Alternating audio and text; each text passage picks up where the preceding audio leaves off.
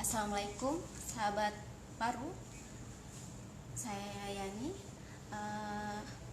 Alhamdulillah pagi ini Rumah Sakit Paru Respira bisa kali pertama ini bisa live Instagram. Jadi kami ada acara yang namanya Selire, jadi sesi online Respira. Nah, di sini adalah salah satu cara Rumah Sakit Paru Respira untuk bisa lebih dekat, kemudian menyapa, sharing dengan sahabat paru semuanya. Ya, sahabat paru, seperti kita ketahui bahwa masa pandemi belum berakhir. Tentunya sahabat paru di rumah sudah menerapkan protokol kesehatan. Jadi seperti memakai masker bila keluar rumah, kemudian rajin mencuci tangan, menjaga jarak, serta menghindari dari kerumunan. Nah, di pagi hari ini kita akan sharing bersama, ngulik tentang bagaimana sih menjaga pola hidup sehat di masa pandemi COVID-19 ini. Nah, nanti akan ada narasumber kami, yaitu Ibu Norma Bunga Aniri. Nanti kami akan undang beliau untuk bisa gabung dengan kita, ya. Kalau misalnya sahabat paru ingin sharing, komen, atau bahkan mau mengajukan pertanyaan, bisa langsung tulis di kolom komentar ya. Jangan lupa nanti di akhir acara akan kami pilih untuk penanya ya. Jadi ada giveaway merchandise yang kemarin sudah kami post di Instagram kami. Oke, kami undang dulu untuk narasumber kami.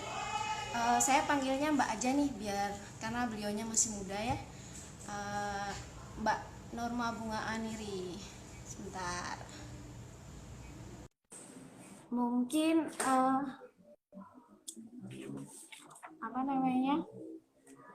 sebelum kita bergabung dengan Mbak Norma, sedikit saya cerita. Halo, assalamualaikum Mbak Norma. Waalaikumsalam warahmatullahi wabarakatuh, Mbak Yani. Saya sapa juga nih yang udah bergabung ya. Ada Mbak Nita Swasti, kemudian ada Hendra Rider Baby. Terima kasih sudah join. Mbak Norma, saya sebelumnya mau cerita sedikit nih ya tentang Mbak Norma. Iya, silakan monggo. Mbak Norma ini adalah salah satu nutrisionis di Rumah Sakit Paru Respira. Beliau mengambil gelar sarjana pertaniannya di IPB, kemudian untuk gelar pasca sarjananya di University Queensland Australia. Betul ya Mbak Norma ya? Betul. Oke. Tadi sedikit bincang-bincang tadi, bukan bincang-bincang sih, tadi sedikit sharing tadi. Jadi kita itu kan masih masa pandemi ya Mbak Norma ya. Betul sekali. Jadi kita ambil topiknya itu nggak jauh-jauh dari pandemi. Jadi bagaimana sih menjaga pola hidup sehat di masa pandemi ini gitu. Nah, kalau selama ini kan dalam masa pandemi ini kita banyak hal yang berubah gitu di sekitar kita gitu. Bahkan kebiasaan-kebiasaan yang dulu kita lakukan tidak bisa sebebas dulu gitu. Jadi kayak aktivitas saja kita juga terbatas. Jadi mau nggak mau kayaknya banyak kita menghabiskan waktu itu di rumah. Nah, kalau di rumah itu kadang jadi mager, kemudian aktivitas fisik kurang, bahkan nggak mau olahraga. Terus maunya tuh kayak bawaannya tuh makan mulu karena lapar gitu bawaannya. Nah, tahu-tahu pas kita lihat timbangan, wah jarumnya udah makin ke kanan terus nih ya. Nah, kalau menurut Mbak Norma nih sebagai nutrisionis ya, bagaimana sih sebaiknya apa aja yang kita lakukan untuk menjaga pola hidup sehat kita ini selama pandemi khususnya? Monggo Mbak Norma. Oke, terima kasih Mbak Yani. Selamat pagi teman-teman semua. Makasih yang sudah bergabung. Ya betul sekali. Jadi selama pandemi ini kita itu berubah banyak banget perubahan. Jadi yang tadinya kita nggak pernah pakai masker kalau keluar, jarang mencuci tangan. Nah, sekarang kita harus lebih sering mencuci tangan ketika sebelum kita memegang mata, kemudian hidung dan mulut. Kemudian kita juga harus rajin pakai hand sanitizer kalau kita nggak punya sabun waktu itu ya. Kemudian juga kita harus menjaga jarak atau physical distancing. Nah, yang perlu kita perhatikan adalah pola hidup sehat itu kan sangat penting saat ini, terutama di masa pandemi. Sebelum pandemi, pola hidup sehat itu juga penting. Nah, sekarang lebih penting karena itu akan mendukung daya tahan kita. Daya tahan kita kan penting banget sekarang, apalagi infeksi itu sangat tinggi sekarang, virus corona di mana-mana, bisa infeksi itu jadi lebih tinggi kemungkinannya. Nah, kali ini saya akan membahas terkait pola hidup sehat yang perlu kita pertahankan dan perlu kita tingkatkan lagi. Hari ini ada 5 komponen utama dari pola hidup sehat yang perlu kita lakukan, kita adaptasi. Jadi selain kita mengadaptasi yang protokol kesehatan, kita juga perlu mengadaptasi yang namanya pola hidup sehat. Pertama, kita pola makan harus sesuai dengan anjuran, yaitu gizi seimbang. Kalau zaman dulu itu adalah 4 sehat 5 sempurna. Yang namanya 4 sehat 5 sempurna itu sudah tidak ada dan sudah diganti dengan gizi seimbang. Nanti kita akan membahas lebih banyak tentang gizi seimbang ya. Nah, kemudian yang kedua, pola makan adalah pola fisik atau olahraga. Banyak di antara kita itu yang ketika pandemi di rumah terus itu mager, jadi tim rebahan lah. Jadi hati-hati karena perubahan itu nanti bisa bahaya. Nanti kalau aktivitas fisik kurang, tentunya ada penyakit yang bisa mengikuti di belakangnya. Itu yang kedua. Yang ketiga adalah juga pola tidur. Pola tidur juga harus tetap konsisten, harus dijaga karena dia juga meningkatkan imun tubuh. Ketika dia terganggu, pasti akan keseimbangan itu juga akan terganggu. Nomor 4 nanti kita akan membicarakan terkait manajemen stres. Selama masa pandemi pasti banyak yang cemas, yang panik, yang mungkin ada juga yang stres, depresi karena yang biasanya sering keluar rumah kemana-mana dan sekarang hanya di rumah aja, itu bisa menyebabkan stres juga. Jadi kita perlu juga manage stres. Nah, kemudian yang kelima adalah kebiasaan buruk itu perlu kita hindari, seperti merokok, kemudian juga minum minuman keras, hal-hal yang seperti itu harus kita hindari. Seperti itu garis besarnya, Mbak Yani. Nanti kita akan membahas lebih lanjut tentang gizi seimbang, pola makan seperti apa yang sebaiknya kita adaptasi selama masa pandemi ini dan selanjutnya selama masa pandemi nanti usai kayak gitu. Oke, terima kasih Mbak Norma. Kayaknya saya sapa dulu nih ya yang udah join ya Mbak Norma. Iya, monggo. Ada Suti ya, kemudian ada Denny 3060. Tadi udah banyak sih yang gabung. Mungkin nggak bisa saya sebut satu-satu ya, tapi terima kasih udah join bareng. Oke, kita lanjutkan dulu. Mbak Norma, sebenarnya ada nggak sih kayak standar atau ukuran gimana mengukur sebenarnya angka kecukupan gizi untuk masing-masing orang tuh gimana gitu? Oke, jadi kalau kecukupan gizi masing-masing orang itu berbeda, tergantung jenis kelaminnya, tergantung jenis aktivitas fisiknya, usia juga berbeda, dan tingkat stres dan yang lainnya itu juga mempengaruhi kebutuhan energi dari masing-masing orang. Tapi jika perlu dirata-ratakan secara keseluruhan, rata-rata masyarakat Indonesia sesuai dengan Kementerian Kesehatan itu kebutuhan asupan kalori per harinya itu adalah 2.100 kilokalori. Nanti akan berbeda sesuai dengan tingkat usia dan yang lainnya itu tadi ya, termasuk metabolismenya juga membedakan.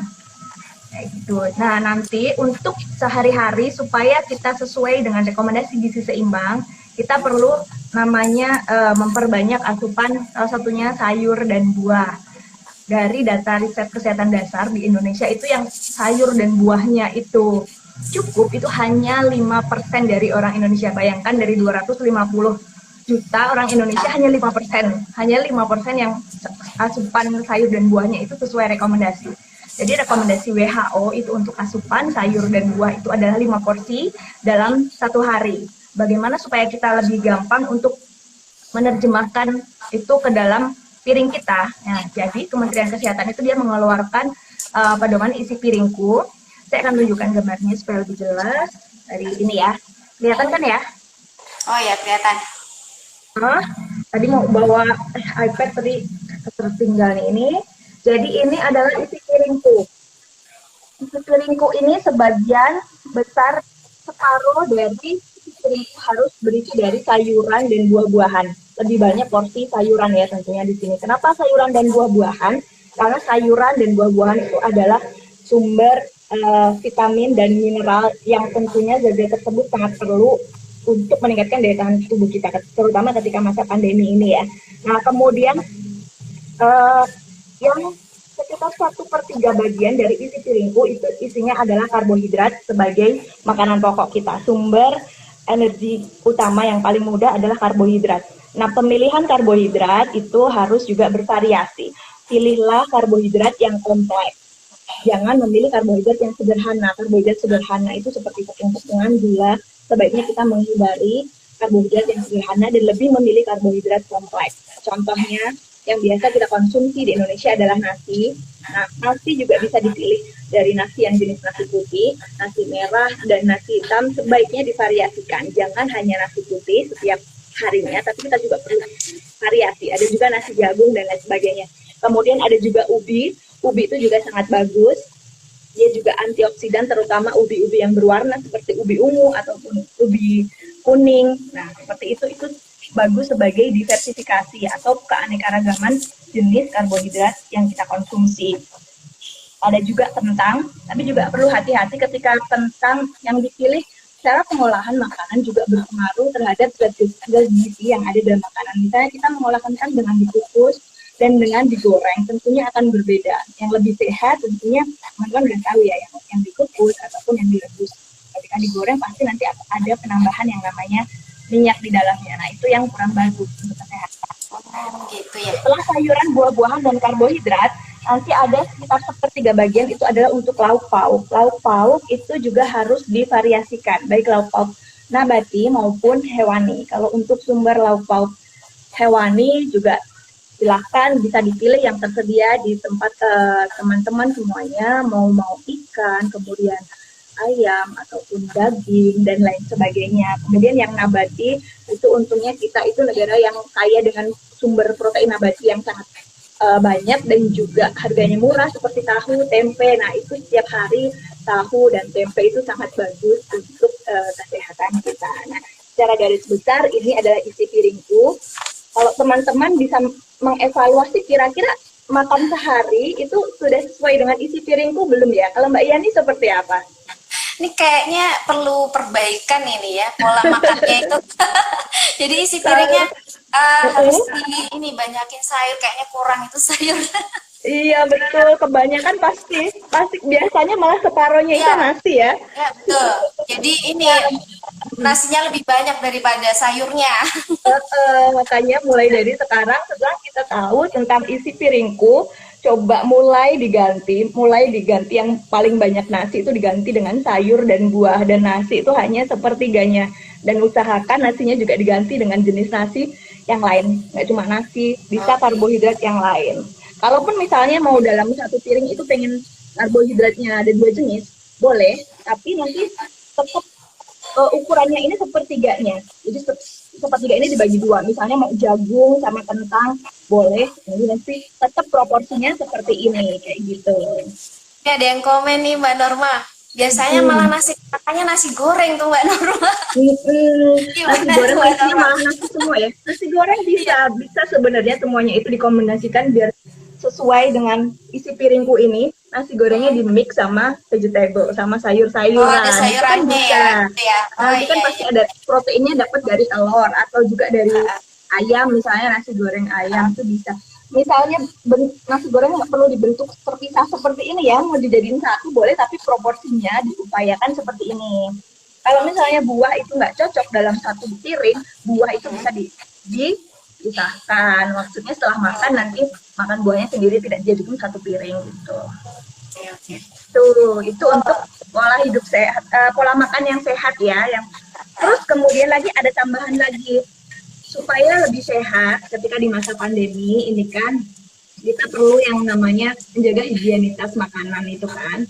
Nah, biasanya sebelum kita memasak, kalau kita di rumah memasak sendiri, jangan lupa untuk mencuci sayur dan buah dan bahan pangan yang akan kita masak. Dan sebaiknya teman-teman bisa memisahkan talenan dan alat pisau yang digunakan untuk memotong itu berbeda antara pisau untuk sayur dan buah dan pisau untuk lauk pauk untuk yang hewani seperti itu sebaiknya berbeda. Itu untuk mengurangi cross kontaminasi atau kontaminasi silang kemungkinan bakteri yang ada di sayur jadi ke daging atau yang bakteri yang ada di daging kemudian jadi ke sayur seperti itu. Oh, jadi peralatan masak tuh juga perlu diperhatikan juga ya pada saat betul. kita mengolah makanan gitu ya. Dalam rangka keamanan pangan, terutama saat yang COVID ini. Sebenarnya sih belum ada penelitian yang meneliti tentang adanya penularan COVID melalui bahan makanan. Tapi kan yang kita ketahui virus corona itu dia bisa bertahan lumayan lama di benda-benda kan. Nah, untuk itu kita perlu lebih aware lagi untuk mencucinya, untuk lebih pengolahannya harus lebih jaga dan terutama untuk bahan makanan yang seperti protein seperti seafood, kemudian daging, ayam dan lain sebagainya itu terutama harus dimasak yang memang benar-benar dimasak, jangan sampai yang setengah matang, kalau bisa dimasak matang. Kalau untuk sayur dan buah it's okay kalau ada yang mau langsung dimakan fresh, tapi pastikan harus dicuci terlebih dahulu dengan air mengalir seperti itu. Oke, Mbak Norma, sebelum kita lanjut nih, saya mau mengingatkan sahabat paru nih. Jadi sahabat paru yang mau bertanya boleh sekali ya Mbak Norma ya. Nanti bisa dijawab bareng-bareng ya. Jadi kalau yang nanti mengajukan pertanyaan, jangan lupa akan ada merchandise menarik loh ya.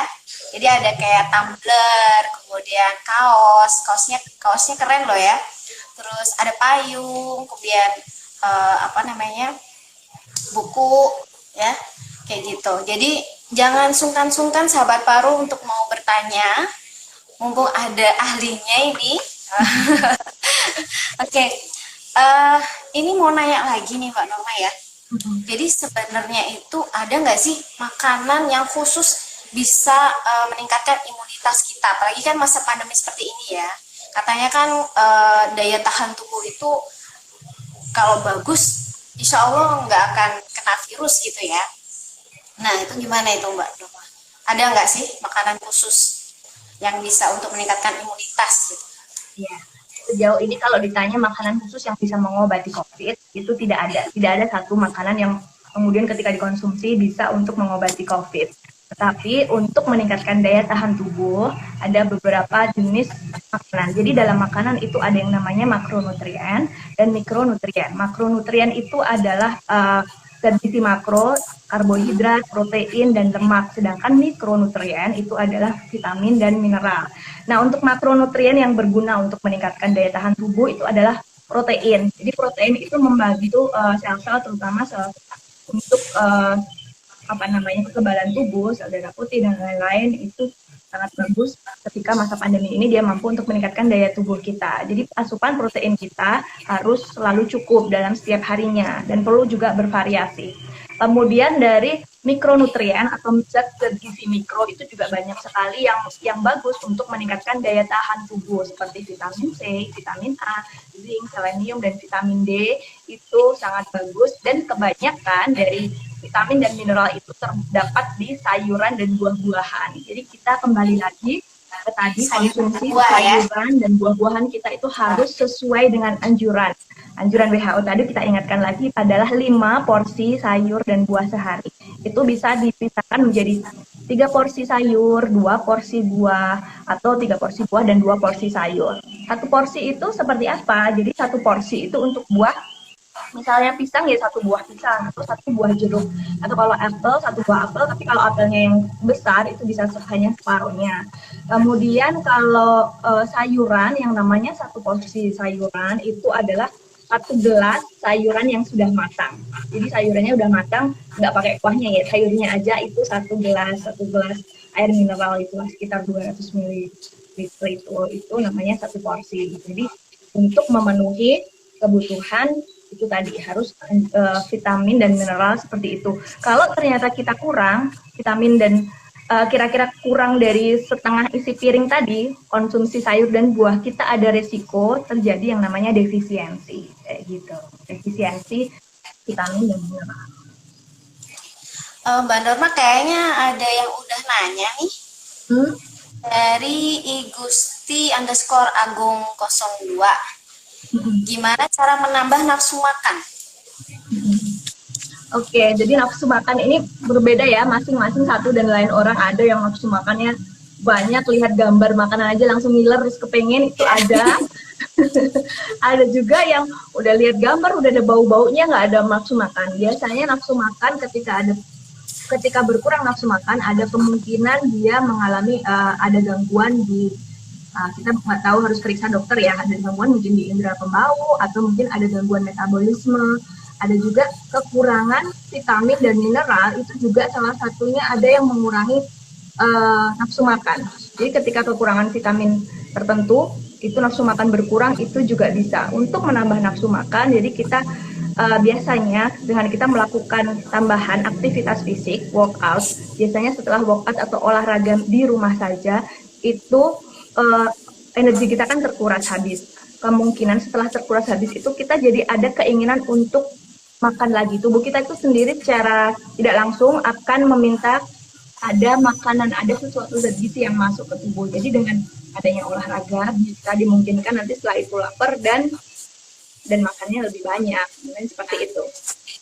Oke. Ada pertanyaan lagi nih Mbak Norma. Dari Denny underscore 3060. Jadi kayaknya Mas Denny ya kayaknya. Mas Denny ini kayaknya anak kos.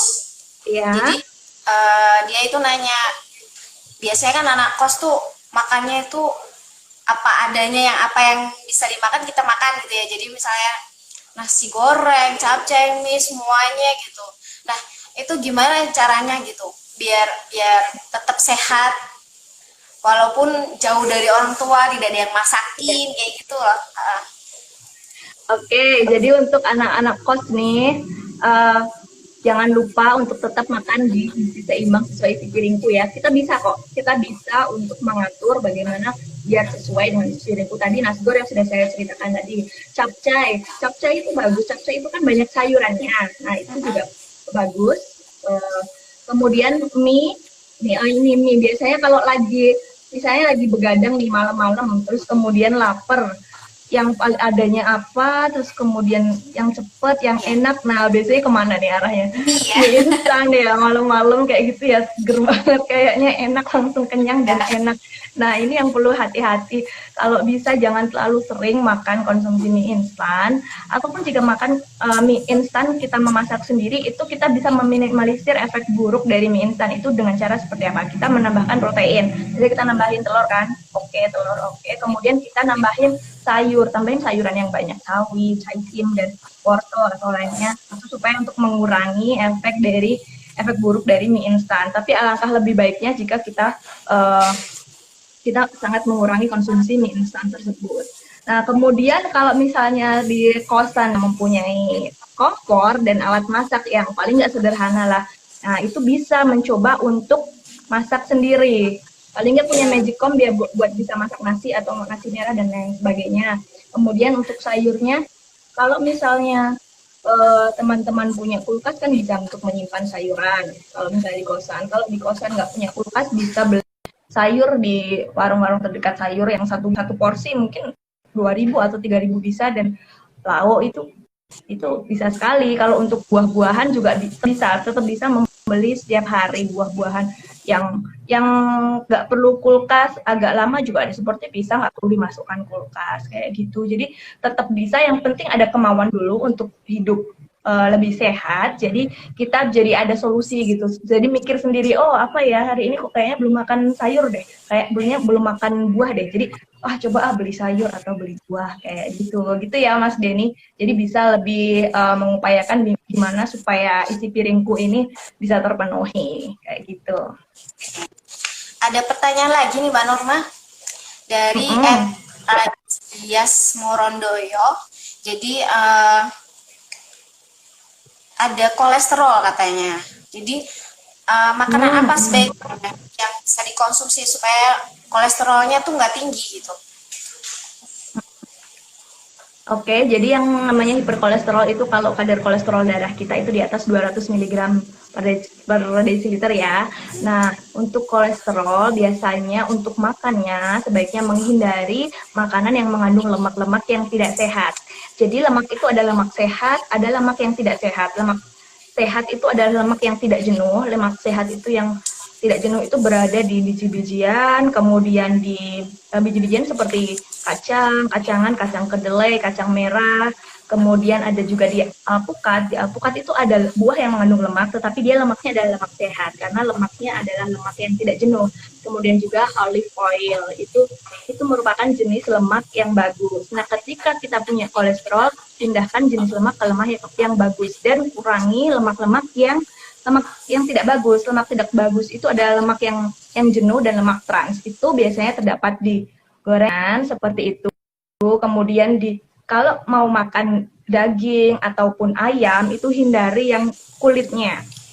Kulitnya itu yang paling mengandung banyak lemak yang tidak sehat. Jadi boleh makan daging, boleh makan ayam, tapi kulitnya jangan hindari, pilih ya lean meat atau yang benar-benar daging. Misalnya kalau ayam ada juga paha, ada dada. Ketika di paha ayam itu daging kadar lemaknya lebih tinggi daripada dada. Pilih yang lebih sehat, yaitu pilih yang dada ayam. Kalaupun seperti daging sapi juga pilih yang tidak banyak gajinya, seperti itu. Selain dari pemilihan itu tadi juga perlu meningkatkan asupan sayur dan buah itu tadi, karena sayur dan buah kadar zat gizi yang di dalam sayur dan buah itu bisa membantu untuk menurunkan kolesterol. Ini saya ada cerita nih Mbak Yani. Jadi beberapa bulan yang lalu saya tidak pernah, sebenarnya kolesterol saya tidak pernah tinggi, tapi ternyata beberapa bulan yang lalu kadar kolesterol saya itu tinggi, sekitar 223. Oh, saya langsung evaluasi loh, kenapa kok bisa kadar kolesterol saya tinggi. Setelah saya track kembali, ternyata saya itu tadi tidak sesuai dengan isi piringku. Sayuran dan buah-buahan saya itu kurang banget. Saya setiap hari buah-buahan selalu tersedia di rumah, tapi biasanya motongin untuk anak-anak dan saya malah kadang cuma motongin, nggak makan gitu loh. Nah, sekarang ketika saya ikut makan dan saya ikut lebih banyak, itu setelah saya cek lagi terakhir minggu kemarin, alhamdulillah kolesterol saya itu sudah normal di 160. Jadi berarti selama ini oke. Oh, sama satu lagi, selain dari sayur dan buah itu tadi, saya olahraga. Nah, olahraga ini juga penting, dia juga bagus untuk membantu metabolisme kolesterol di dalam tubuh. Ketika olahraga itu rutin, jadi anjuran untuk olahraga, kita bisa langsung ngomongin ke poin yang kedua tadi ya, tentang pola aktivitas fisik ya. Yang pertama, kayaknya nanti kalau ada pertanyaan lagi boleh. Yang pertama tadi yang tentang pola makan sehat, udah oke, itu tadi. Yang kedua sekarang adalah pola aktivitas fisik. Jadi rekomendasi untuk aktivitas fisik kita sehari-hari itu adalah 150 menit per minggu.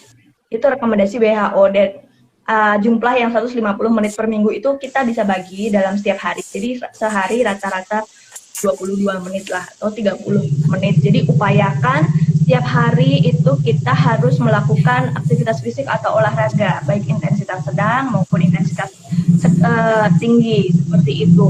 Kalau di masa COVID sekarang ini kan mau keluar rumah itu sebaiknya melakukan aktivitas fisik ya. Banyak sekali cara yang bisa kita lakukan di rumah aja tanpa perlu peralatan apa. Kalau teman-teman pengen misalnya melakukan aerobik, zumba, ataupun yang lainnya, itu bisa cari sumber-sumber tentang aktivitas fisik itu di YouTube. Cari aja di situ exercise, no equipment, tanpa peralatan apapun. Jadi tanpa butuh alat apapun, bisa olahraga di rumah. Tapi kalaupun memang lagi bener-bener pengen fitness nih ke pusat kebugaran, sebaiknya sih sebenarnya dihindari. Tapi kalau memang bener-bener pengen, itu cari tempat fitness yang apa namanya, dia mengadaptasi protokol kesehatan dan cari yang ventilasinya bagus. Kalau bisa yang di ruang terbuka. Jadi kemungkinan kita untuk berada di ruang yang tertutup dalam waktu sekian lama itu seperti bisa diminimalisir kayak gitu. Mbak Norma, maaf, kayaknya Mbak Norma sinyalnya agak kurang bagus ya. Oh iya, Ah, oke, oke. Oke. Oke, kita lanjutin aja ya Mbak Norma, pertanyaan berikutnya ya. iya, boleh. Oke, dari @setiawatiani. Jadi nanya nih, di masa pandemi seperti ini lebih baik makan sayur dan buah atau diganti dengan konsumsi suplemen tinggi vitamin C gitu. Kalau Mbak Yani gimana jawabannya coba?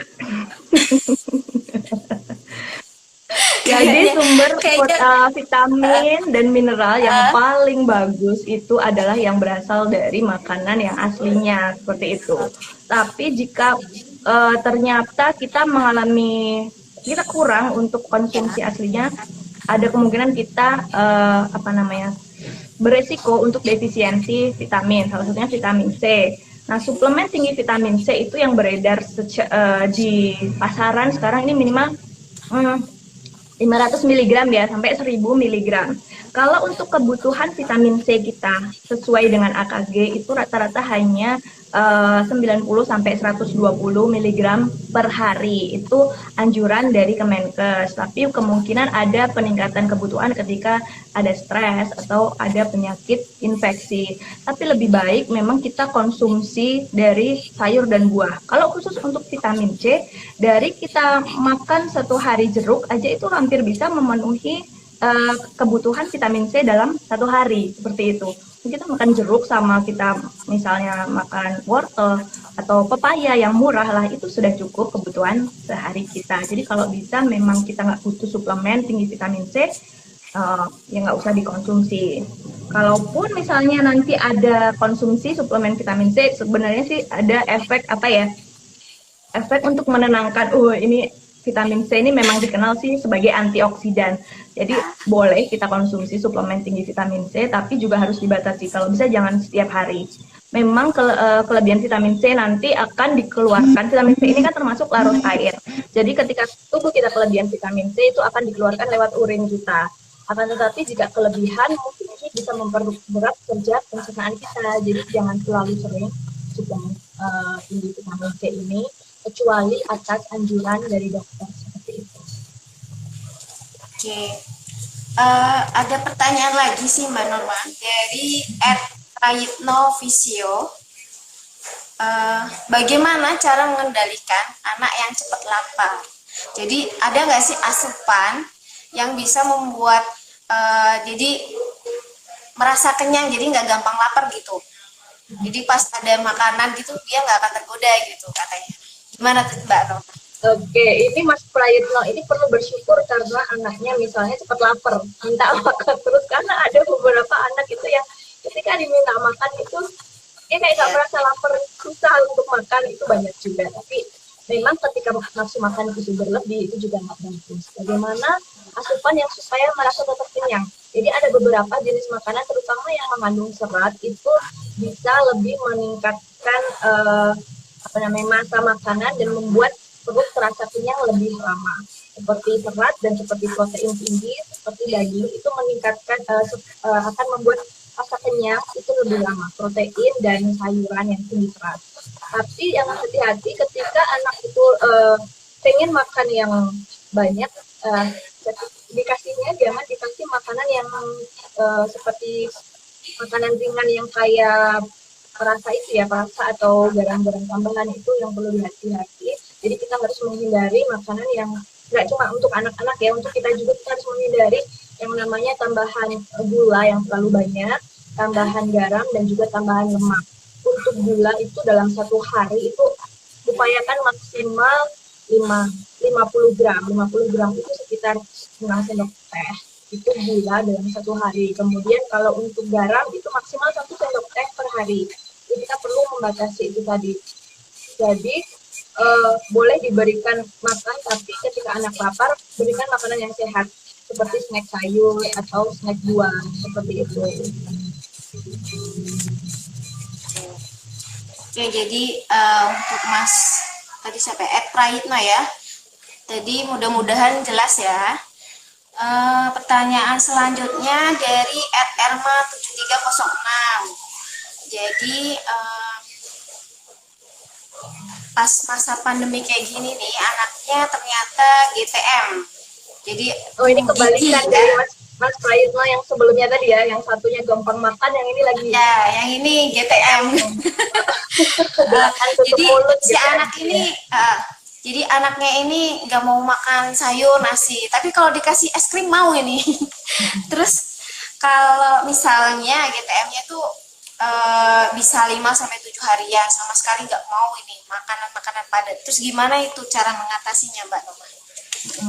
Oke, memang ketika anak tumbuh gigi itu kayak nggak enak gitu rasanya kalau mau masuk makanan kan ya. Nah, terus sukanya es krim. Oh, es krim itu sebenarnya adalah terbuat dari susu, tapi es krim yang berkualitas ya, es krim yang bagus ya. Beberapa es krim yang banyak perasa dan pewarna itu sebaiknya dihindari. Boleh konsumsi es krim dari yang memang berkualitas, yang susunya bagus seperti itu. Tapi juga harus diupayakan.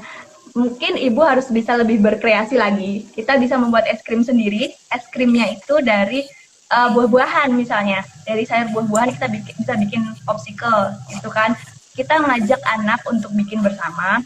Dari buah-buahan di blender aja, terus kemudian dibekukan, dikasih stick, dimasukkan freezer. Nanti anak kalau pas lagi kepengen es krim ini, es krim yang kamu buat gitu kan, bisa lebih lebih tertarik gitu loh untuk konsumsi. Dia pikir es krim tapi memang es krim yang sehat, es krim dari sayuran atau buah-buahan.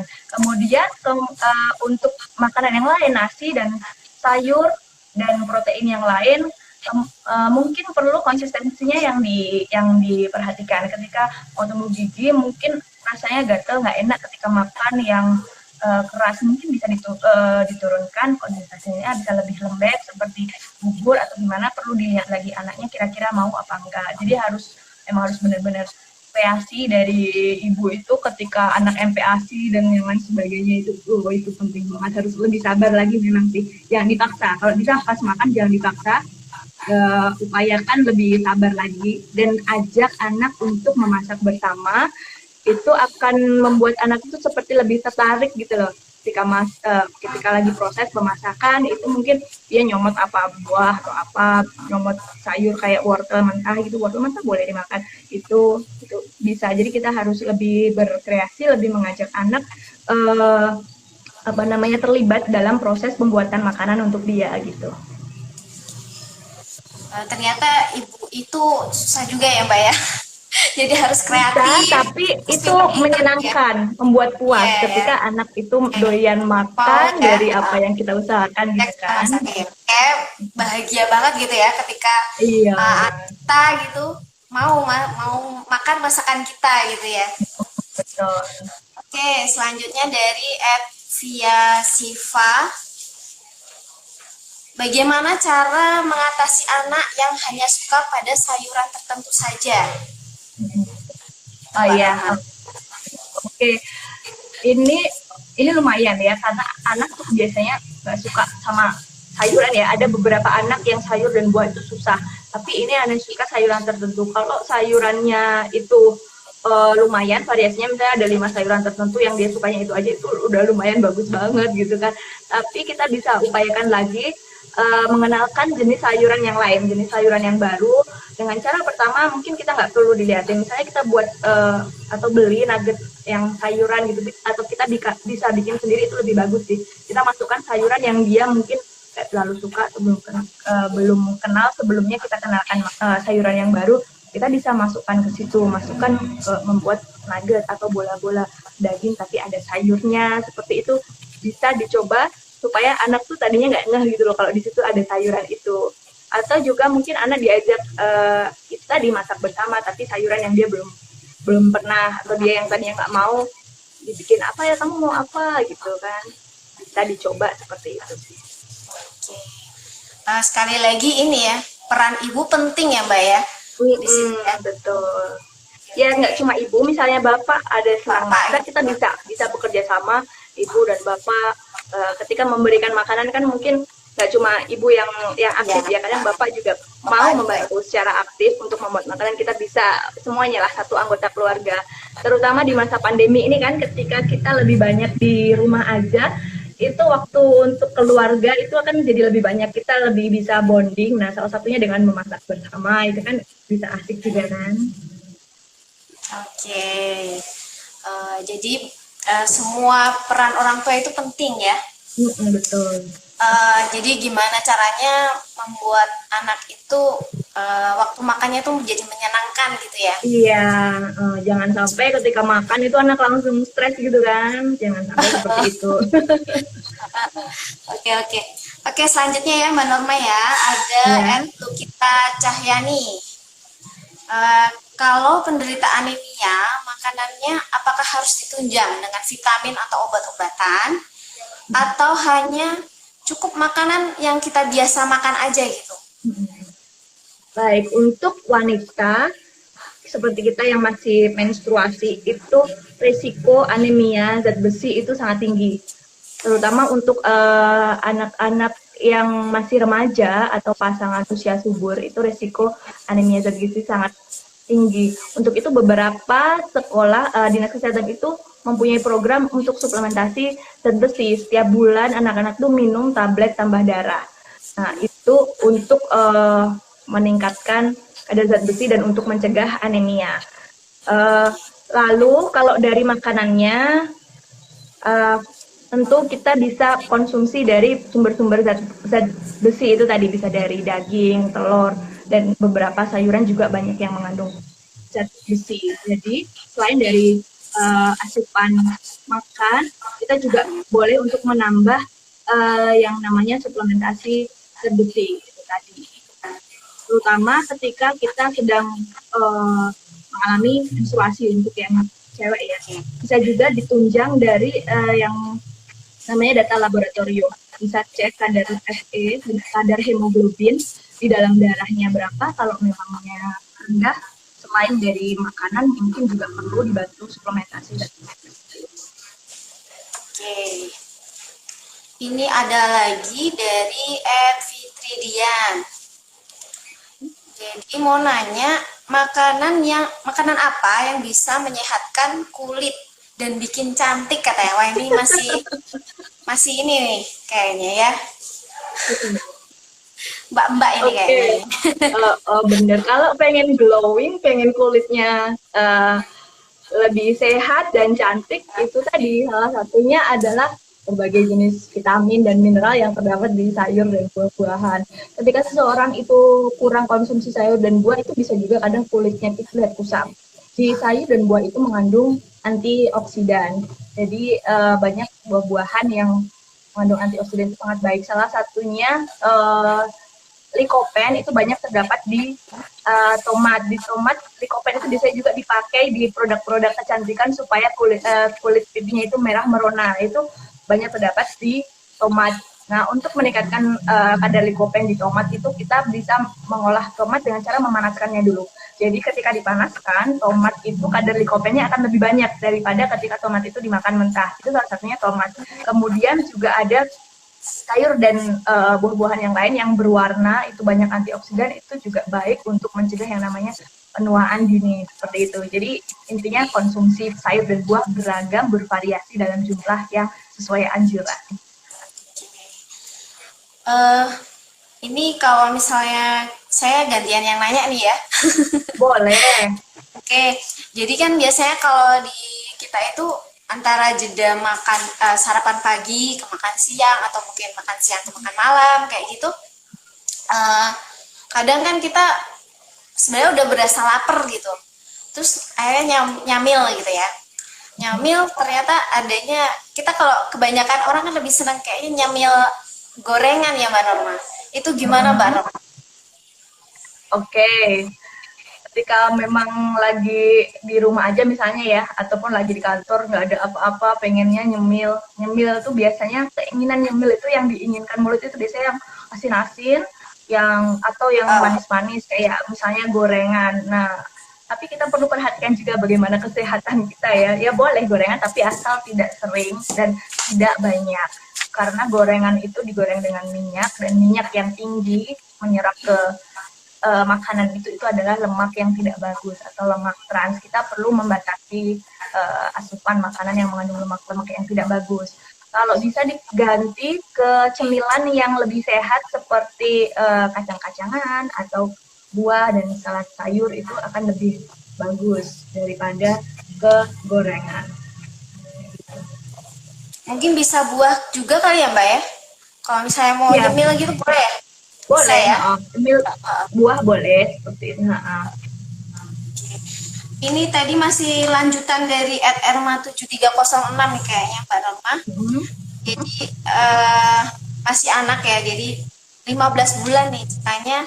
Kalau misalnya dikasih makan kepiting boleh nggak ya?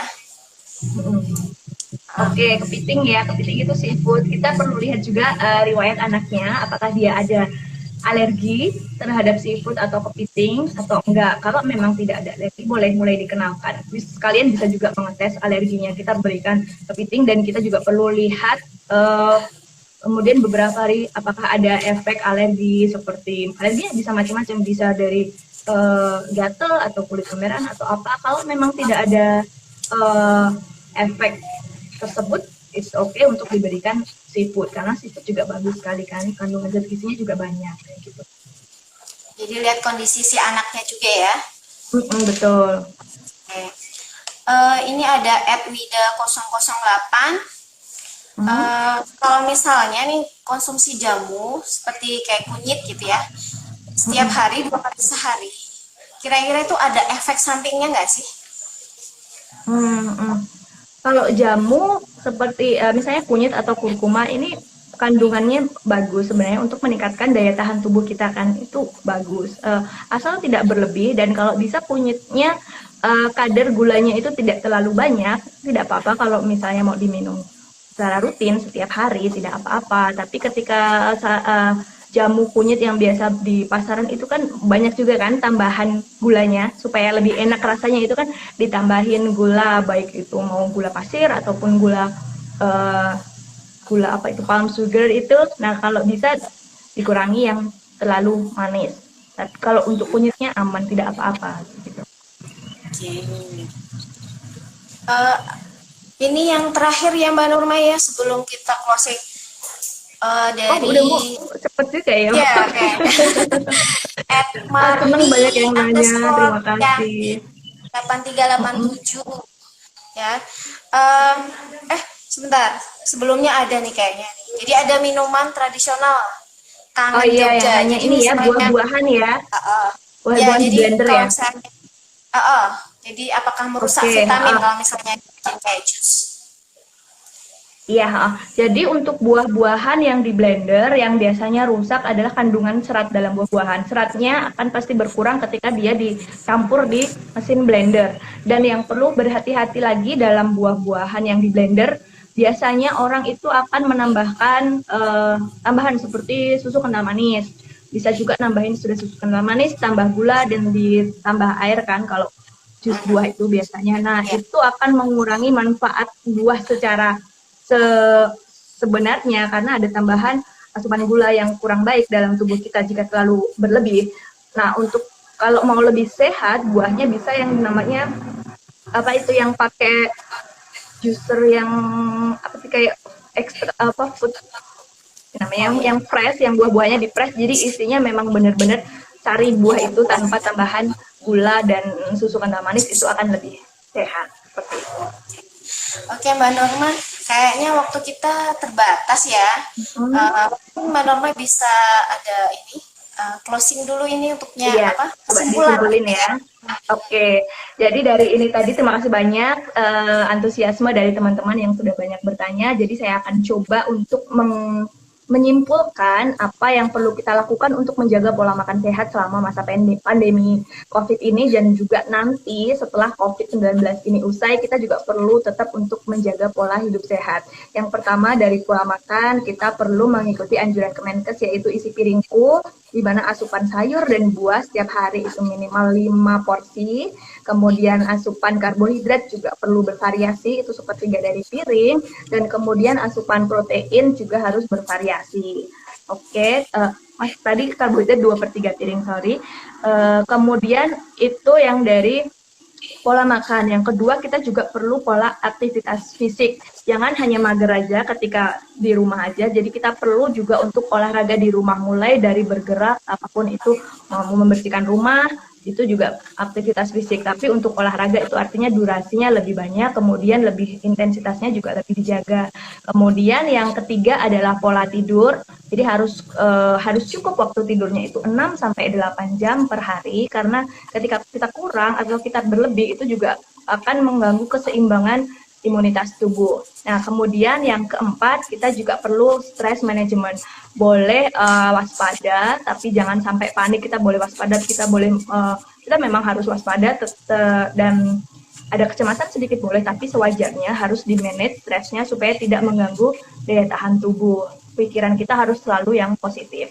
Kemudian yang kelima itu adalah kita harus menghindari kebiasaan yang tidak baik seperti merokok dan minum minuman keras, itu harus dihindari. Seperti itu secara garis besar pola hidup sehat yang harus kita adaptasi di masa pandemi ini. Oke. Terima kasih Mbak Norma atas waktunya. Terus terima kasih juga udah dijawab tadi beberapa pertanyaan ya.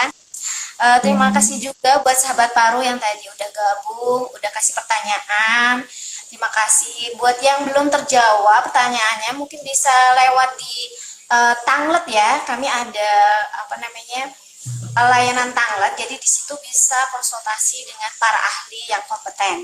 Nah, nanti buat yang sudah menanyakan tadi, yang sudah kami bacakan tadi, insya Allah nanti akan kami umumkan siapa aja yang berhak merchandise menarik dari kami. Oke, terima kasih Mbak Norma, terima kasih sahabat Paru. Semoga ke depan kita bisa lanjut lagi dengan tema-tema yang lebih menarik ya. Terima kasih. Assalamualaikum. Waalaikumsalam warahmatullahi wabarakatuh.